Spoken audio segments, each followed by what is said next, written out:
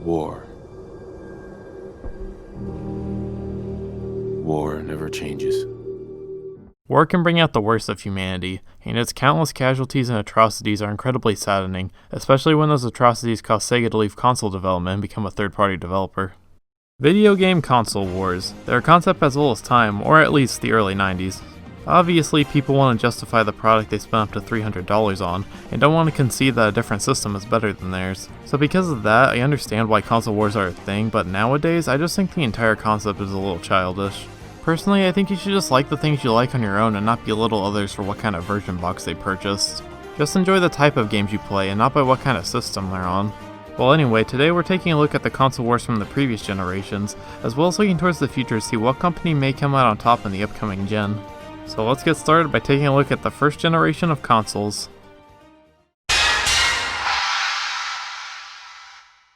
Okay, I say that, but really there wasn't much of a war between the first generation of consoles. Systems like the Magnavox Odyssey, the Coleco Telstar, and Pong consoles were far too simplistic to warrant competition between them. Basically, if you had one of these, you got a pretty similar experience from all of them. At least that's what my research told me. With that said though, the best-selling system in this generation was actually the Nintendo Color TV games of systems. However, a small asterisk may need to be added to that because the Color TV games were actually 5 individual consoles released from the late 70s to 1980 for the Japanese market. If you don't want to count an entire series of systems as one console, then the Magnavox Odyssey was the best-selling singular system with about 350,000 sales, though even the Coleco Telstar series outsold the Odyssey with a little under 1 million sales. Let's just declare Nintendo as the winner because 3 million total sales for a series of dedicated consoles that were only available for the Japanese market is nothing to sneeze at, especially for Nintendo's first breakout into the video game industry.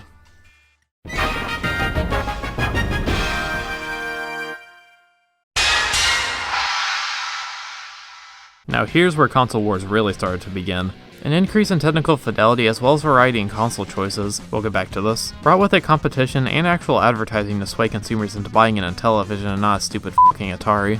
Out of all the consoles released this generation, the main battle was between the Atari 2600, Intellivision, and ColecoVision, and out of those three, Atari was easily the winner with 30 million sales.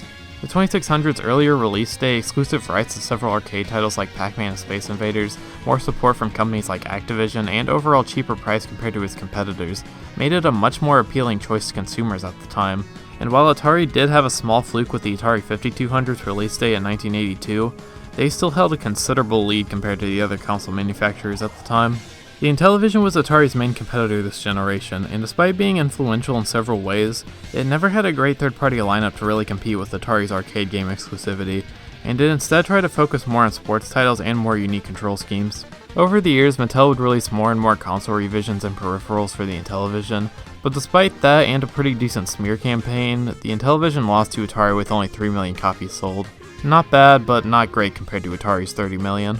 The ColecoVision released in 1982, and despite being one of the more powerful consoles at the time and receiving pretty good third-party support, it basically just got Atari's table scraps and arcade ports, and only sold 2 million systems before being discontinued in 1985. Outside of these three consoles, there were systems like the Fairchild Channel F, Magnavox Odyssey 2, Vectrex, and Bally Astrocade, among several others. By around 1982, there were 15 video game consoles out in the wild, and it was because of this, among several other factors, that led to the video game crash of 1983. Which leads us to the third generation of video game consoles, when Nintendo descended from the heavens with a copy of Dr. Mario in hand, leaving everyone to watch in awe as this little company single-handedly fixed the entire video game industry with their Western release of the Famicom titled the Nintendo Entertainment System. Against that juggernaut was the Atari 7800 and Sega Master System. Try and take a guess who won this generation. The 7800 was a successor to the Atari 5200, and despite being backwards compatible with previous Atari systems, the console had a small library of games and was considered somewhat primitive at the time due to being shelved in 1984 and only releasing 2 years later. So yeah, it didn't sell well. The Master System was Sega's big foray into console development, but despite being slightly more powerful than the NES, it ultimately couldn't compare marketing-wise and game-wise. You see, every big developer at the time was contractually obligated to exclusively develop for the NES, so as a result, the Master System was sort of left out to dry with primarily first-party titles. Outside of the US though, the Master System did incredibly well, specifically in Brazil, but at the end of the day, the Nintendo Entertainment System was easily the winner with over 61 million lifetime sales, and it's still in the top 10 of best-selling consoles even to this day.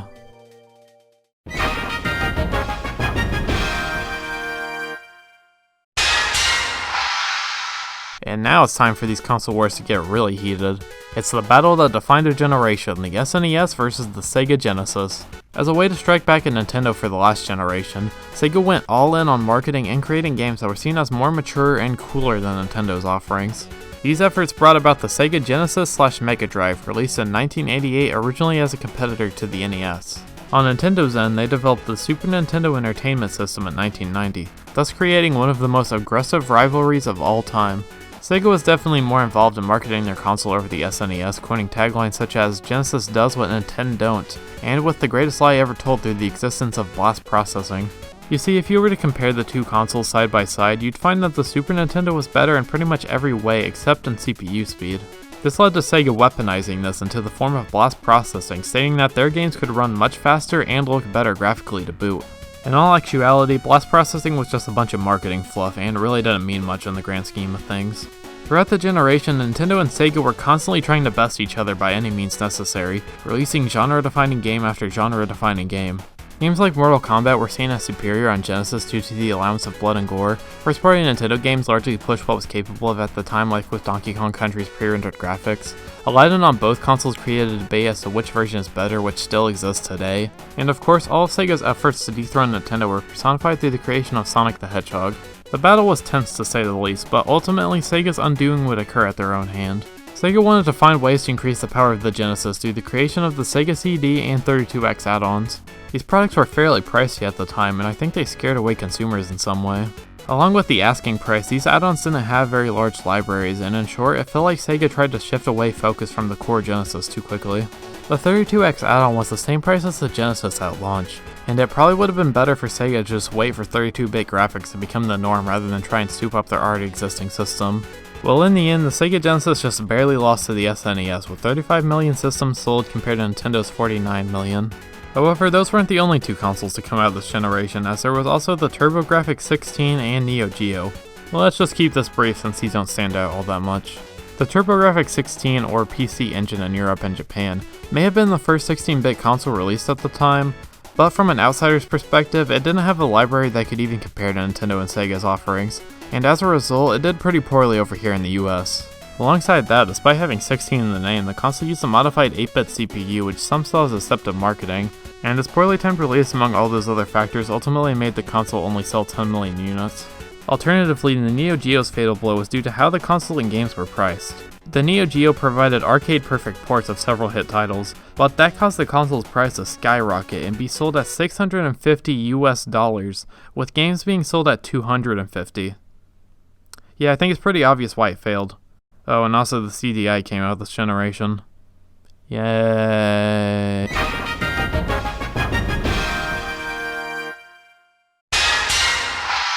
Nintendo and Sega continued their rivalry into the 5th generation of consoles, with the Nintendo 64 and Sega Saturn respectively.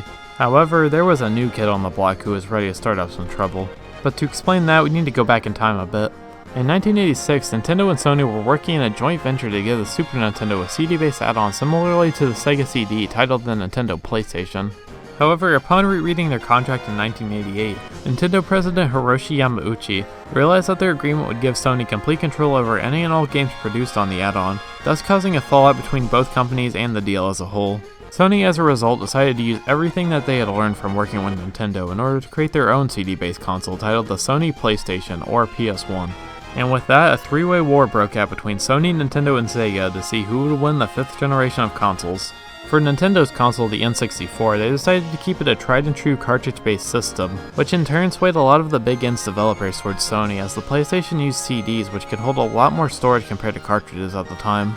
Nintendo was basically just left with their first-party games this generation, as every other developer flocked to Sony's side, leaving the N64 with very lacking third-party support in the process. Nintendo did still do fairly well with their offerings, but compared to the PlayStation's dominating 102 million console sales, Nintendo was only left with a measly 32 million. And then there was Sega and their embarrassment that was the Sega Saturn.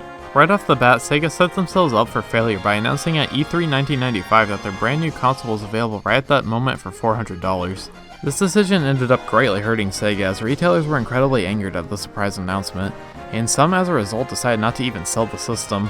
Not helping things was Sony famously telling the world at that very same E3 that their console would be $100 less than the Saturn, effectively killing any excitement for Sega's new console.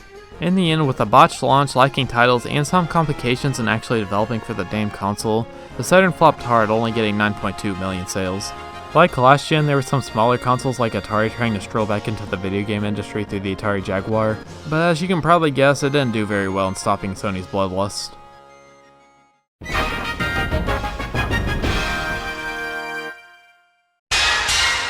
As we cross over into the 21st century, we have a fairly crowded four-way console war with Sony and the sequel to their juggernaut game system adequately named the PlayStation 2, Nintendo with the GameCube, Sega with the Dreamcast, and with an introduction to the newcomer in the video game industry through Microsoft and the Xbox. The Sega Dreamcast was the first system to release this generation, and while the console had a pretty good launch with a ton of support, once Sony's PlayStation 2 started to hit the scene, Sega just started bleeding profusely until they were basically forced to leave console manufacturing. Obviously, after the PlayStation 1, Sony decided to keep up the momentum with the PlayStation 2, adding in a swell of features like backwards compatibility, pretty great specs, and even a freaking DVD player. It was all these and aspects such as once again great first and third party support, an earlier launch compared to the other systems, and a long shelf life that ultimately made the PS2 not only the best selling console this generation, but the best selling console of all time. For Nintendo's offerings, they finally switched to disc-based hardware. However, for some godforsaken reason, they decided to use mini DVD discs for their console, basically killing most third-party interests for the platform in the process, which in turn negatively affected sales. And that just leaves the original Xbox. Surprisingly enough, Microsoft actually did a pretty good job with their first console. It was a little bit more powerful than the PS2, it had a ton of killer exclusives, and features like Xbox Live were pretty huge at the time. However, the console's biggest blunder was most likely the lack of brand recognition. The Xbox wasn't a household name yet, so it was probably much harder to convince people to purchase it over something like the PS2. Despite that though, it still did pretty well, and Microsoft even bested Nintendo this generation. So as a recap, here's how everyone did. The PlayStation 2 dominated the competition with around 150 million lifetime sales, the Xbox had an extremely distant second with 24 million sales, the GameCube followed suit with around 21 million, and in last place was the Dreamcast with 9.13 million sales.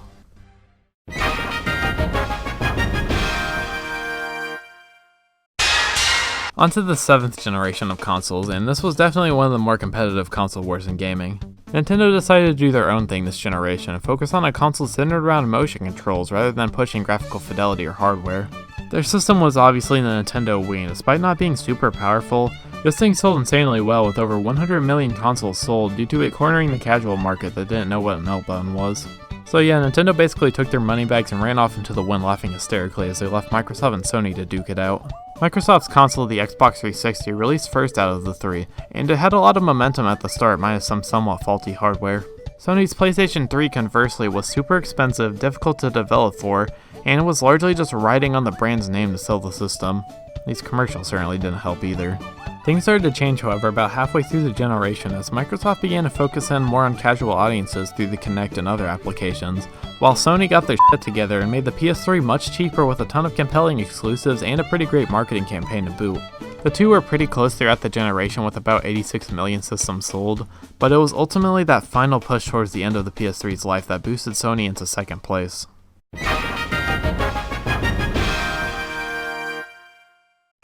And now we're at the current generation of consoles with the Wii U, PS4, Xbox One, and later on the Nintendo Switch. Nintendo decided to remind themselves what failure tasted like in 2012 with the release of the Nintendo Wii U, and man, what a failure it was. Its gimmick of a second screen failed to woo anyone, the third-party support was lacking due to the Wii setting Nintendo back 5 years hardware-wise, the price point wasn't great for how lacking the console was despite a pretty good first-party lineup, and the name just ended up confusing people into thinking that the entire thing was just an added peripheral for the Wii. With only about 14 million units sold, it's pretty obvious that the Wii U was a major flop. But luckily Nintendo would turn things around later on with a console handheld hybrid that is the Nintendo Switch, and this thing has just been selling gangbusters, man. After only being on the market for 3.5 years, Nintendo's been able to sell around 61 million of these suckers, and it's pretty obvious to see why. While not being as powerful as the other consoles on the market, the Switch's handheld and home console functionality is a really ingenious concept, and alongside an amazing first and third party lineup from all sorts of generation of games to boot, it's pretty clear why this thing is and will continue to sell well. Now as for the other two big consoles, we have the PS4 and the Xbox One. Microsoft got a ton of negative reactions when they first revealed the Xbox One. Originally, the system would always have to be online, the Kinect would always have to be plugged in for the thing to function, it wouldn't play used games, the design was ugly, the price was $500, and there just weren't a ton of games to get people interested. Sony, as a response, priced their console $100 cheaper, had a ton of interesting titles, and they even threw more salt into Microsoft's wounds by creating a short little video on how the PS4 would play used games. Yeah, it's pretty clear to see how Sony came out on top in the end, though I don't think anyone would predict that this thing would push over 110 million units. However, in the past couple of years, Microsoft has really turned the Xbox One around for the better. For one, it got a much needed facelift in the form of the Xbox One S. Services like Game Pass for console and PC are amazing and are personally the only reason I want an Xbox One. And unlike the PS4, the Xbox One has backwards compatibility with all generations of Xbox, which is great. The PS4 will most likely still hold its reign over Xbox this generation, but Microsoft is still doing a lot of good for the console. Now the real fun comes in speculating on if the Nintendo Switch will win over the PS4. Nintendo seems pretty headstrong in making this thing last as long as possible, and its sales could top the PS4's eventually depending on how long this thing's shelf life is, but right now I think the PS4 will win in the end.